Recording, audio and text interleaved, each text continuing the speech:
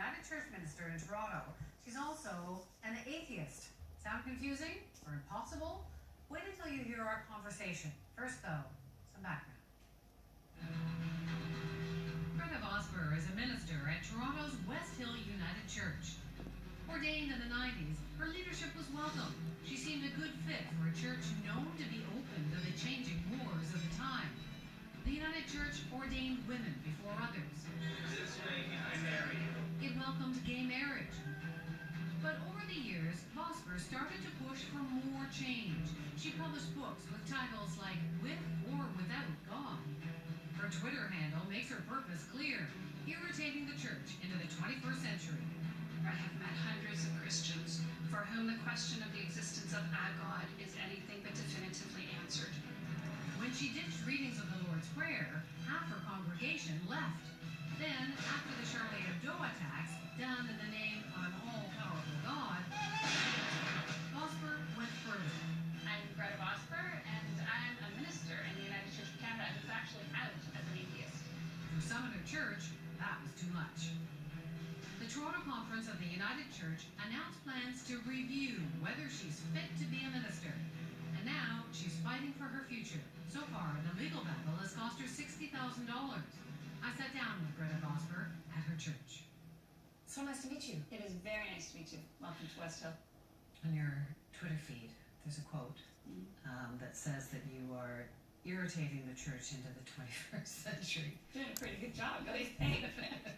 Why did you put that in there? Because the church that I grew up in was on a trajectory of evolution, and I was really excited about that.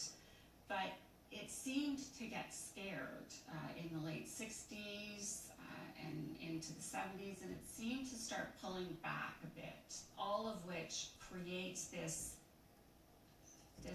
idea that there is this being to whom we are offering our praise and our worship. For many people outside of a liberal mainline denomination,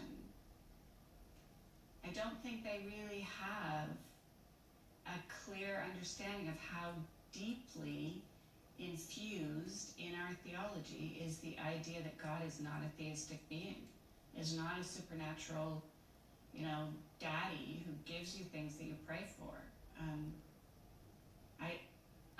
That idea of God is so absent in our theological colleges. So you wanted to stir things up again? Well, I think that our evolution has to be in our form as well. It's not just the packaging. It's not just bringing in big screens and bands and that kind of stuff. It's about what the product is. What is the product? What are we doing? What is church about? What is church about for you? Well, for me, church is about the ultimate end of it is creating healthy communities. People who are in churches are out in communities, engaged in meaningful ways and sharing the values that they have grown to engage and commit to living out within a smaller community like a church. They're doing those out in the community. So it enriches relationships, it builds civic engagement. There's been a lot of attention on you. How many other ministers in the United Church are like you?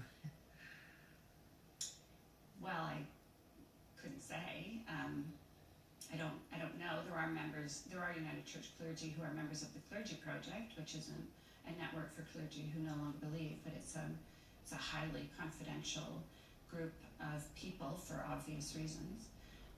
But I think that I know that the principal of Emmanuel College felt that it would be at least upwards of 50% of the clergy in the United Church who don't believe in a theistic supernatural God. I was in a Facebook back and forth with one of my colleagues the other day, and I made a remark about, that God that I don't believe in, that no one else says they believe in, and because people are regularly saying that to me, and he said, I don't know anyone who believes in the God you don't believe in. And he's a clergy person. This is within the United Church. Within the United Church, so he doesn't know anyone who believes in that kind of God, but he pursues a God presence, is the way he puts it. So his pursuit of a God presence. So why are you in trouble then? if there's so Well- many people like you within the church. Well, and that's part of the crazy about this, because 10 years, 15 years into this, I certainly didn't think that I would be isolated in this work. I assumed that my colleagues would be with me in this work, would recognize the importance of this work, would realize that the language that we use is a huge barrier to participation, that our beliefs, I mean, at theological college, I was taught to explore the concept of God, and I was taught to wrestle with the Bible as a construction of a number of human, people with human foibles and human, interests, and that's how we addressed that book. I don't think anyone ever said to me, excuse me, this is not the authoritative word of God for all time.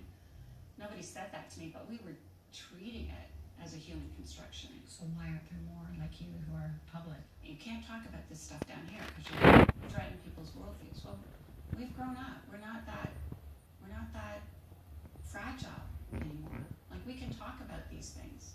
Facebook, it's all over Facebook, it's all over the internet. People are having these conversations. Why do we have to pretend that they can't deal with a difficult conversation?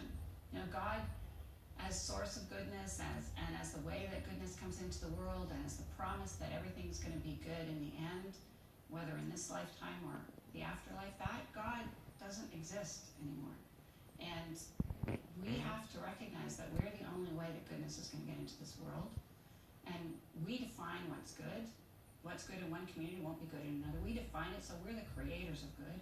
And we have to deal with the fact, we have to be responsible about the reality that we can't promise that goodness will out. We have the potential for goodness, but we can't promise it.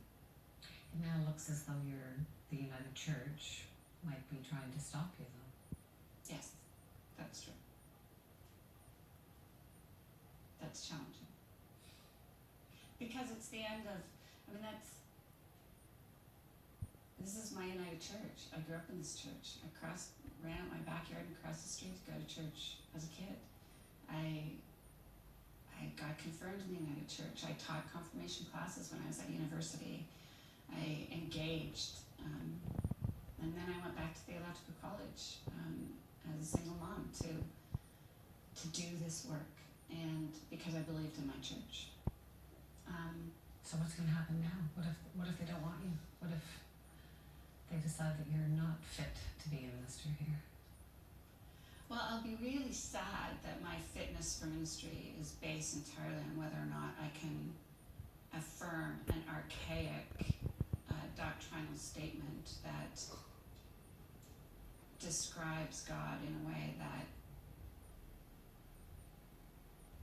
is incomprehensible and no longer has meaning for me or many within the United Church.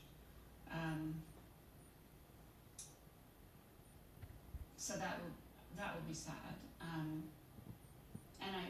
As I've said elsewhere, I will feel betrayed by the church because it has created who I am. It has been a major force in my life. It has taught me what I know. It has given me the tools to explore. It has demanded that I do that. And so I've done that, and here we are.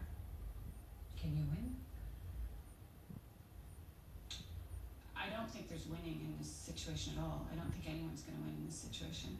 I think that there are voices that are very opposed to my being in the United Church of Canada, and there are voices that are very opposed to the fact that I'm being reviewed. So the United Church, there were 6 people in a room, 4 of whom could vote, who decided to review me. And those 4 people have set this denomination on a path from which I don't think it can recover.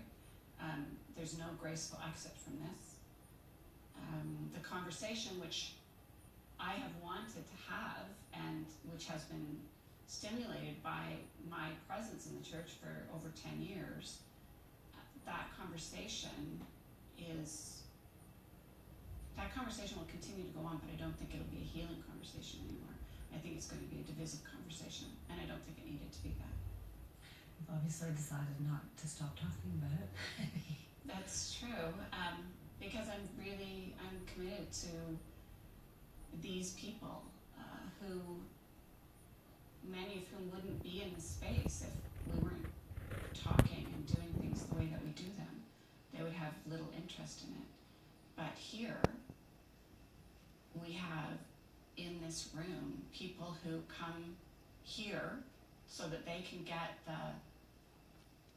the inspiration, the encouragement, the strength, the interaction with people that allows them to go out into their lives and make a difference, to be present to someone that they never thought they'd be able to be present to undertake a volunteer challenge that they would never have thought, to change their work and take a new job because they feel compelled by a vision that we can be more than we are, and that we can be better with one another.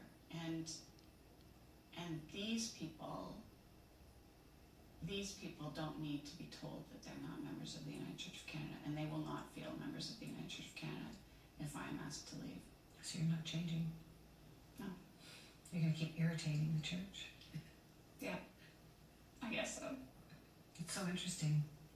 Thank you very much. Thank you so much. Thank you. As you heard, coming up, a Canadian